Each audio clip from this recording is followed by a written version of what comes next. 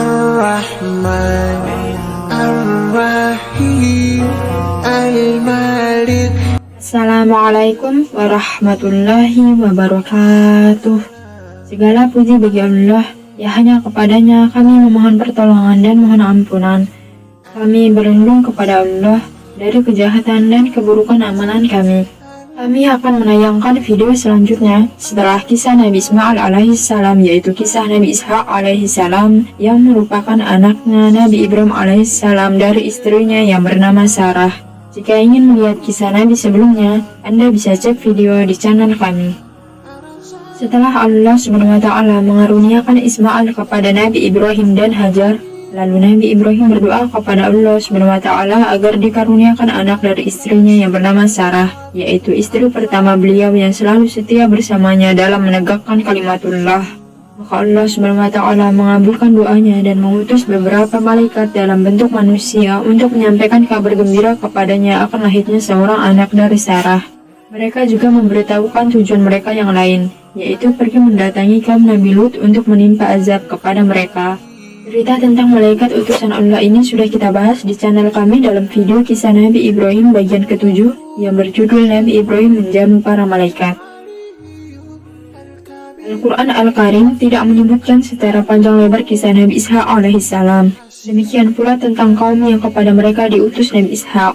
Tetapi Allah menunjukkan kesalehan Nabi Ishak di beberapa tempat dalam Al-Quran, di antaranya, maka ketika Ibrahim sudah menjauhkan diri dari mereka dan dari apa yang mereka sembah selain Allah, kami anugerahkan kepadanya Ishak dan Yakub, dan masing-masingnya kami angkat menjadi nabi.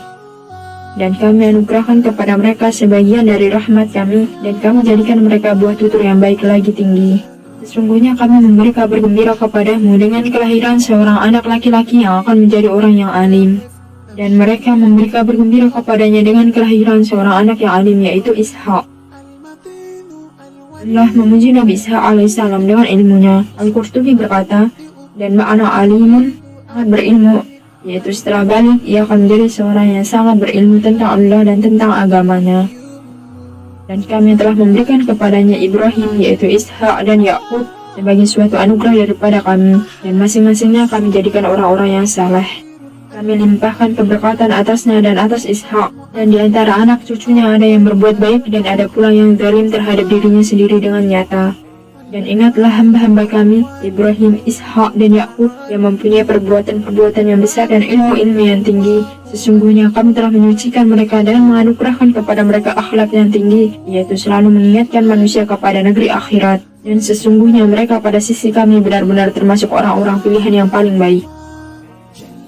Nabi Muhammad SAW juga memuji Nabi Ishak dalam sabdanya, Al-Karim, Ibnul Karim, Ibnul Karim, wa Ibnul Karim, Yusuf, Ibnu Yaqub, Ibnu Ishak, Ibnu Ibrahim alaihimussalam. Yang mulia, putra yang mulia, putra yang mulia, dan putra yang mulia adalah Yusuf, putra Yaqub, putra Ishak, putra Ibrahim. Ahli kitab menyebutkan bahwa Ishak menikahi putri Batu'al, yaitu Rafqah, dan juga yang menyebutkan namanya secara bahasa Arab adalah Rifqah. Adapun menurut versi Injil Perjanjian Lama dalam kitab Kejadian namanya Ribka. Nabi Ishak menikahi beliau saat ayahnya Nabi Ibrahim masih hidup, saat itu usianya 40 tahun. Istrinya adalah seorang yang mandul, maka Nabi Ishak berdoa kepada Allah untuknya, hingga istrinya pun hamil dan melahirkan anak kembar yang pertama bernama Aisu. Orang-orang Arab menyebutnya Ais, ia adalah nenek moyang bangsa Romawi. Dan yang kedua bernama Yakub, disebut Yakub karena ia lahir dalam keadaan memegang tumit saudaranya. Ia juga disebut Israel, yang merupakan nenek moyang Bani Israel. Setelah menyelesaikan tugasnya sebagai Nabi dan Rasul, maka Nabi Ishak alaihissalam wafat. Selesailah kisah Nabi Ishak alaihissalam dengan pertolongan Allah dan taufiknya. Wassallallahu ala nabiyyina Muhammadin wa ala alihi wa sahbihi wasallam. Sekian dari kisah Nabi Ishak alaihissalam. Mohon doanya agar kami bisa terus menceritakan semua kisah perjalanan para Nabi dan Rasul Allah SWT. Insyaallah video selanjutnya kami akan membahas tentang kisah Nabi Yakub alaihissalam. Demikian dari kami. Jika ada kesalahan baik yang disengaja maupun tidak, kami memohon maaf yang sebesar-besarnya. Karena kesalahan itu pasti dari saya sebagai manusia biasa yang tidak luput dari dosa dan kesalahan. Dan segala sesuatu yang benar hanyalah milik Allah SWT. Jangan lupa subscribe dan nyalakan notifikasi channel kami agar Anda bisa mendapatkan pemberitahuan tentang video terbaru dari kami. Dan juga like dan share agar bermanfaat bagi sesama saudara muslim untuk mengetahui tentang kisah para nabi dan rasul Allah Subhanahu wa taala. Semoga Allah Subhanahu wa taala menjaga kita semua serta memudahkan segala urusan kita. Jazakumullahu khairan wa barakallahu fikum. Wassalamualaikum warahmatullahi wabarakatuh.